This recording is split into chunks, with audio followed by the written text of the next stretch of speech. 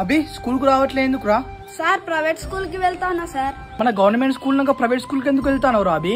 నేనే వేసిన సర్వాన్ని గవర్నమెంట్ స్కూల్లో ఏమున్నదని చదువుతాడు. ఏందమ్మా గట్లంటాళ్ళు? బుక్స్ ఫ్రీ ఇస్తానం, స్కూల్ డ్రెస్ ఫ్రీ ఇస్తానం, అన్నం కూడా పెడతానం. ఇంకేం కావాలమ్మా మీకు? అమ్మ మన గవర్నమెంట్ స్కూల్ చదివితే మంచి మంచి అవకాశాలు ఉన్నాయి. రేపంచలు పంపి అభిగాన్ని. అవునా టీచర్, మీకు కొడుకు ఏ స్కూల్లో చదువుతాడు?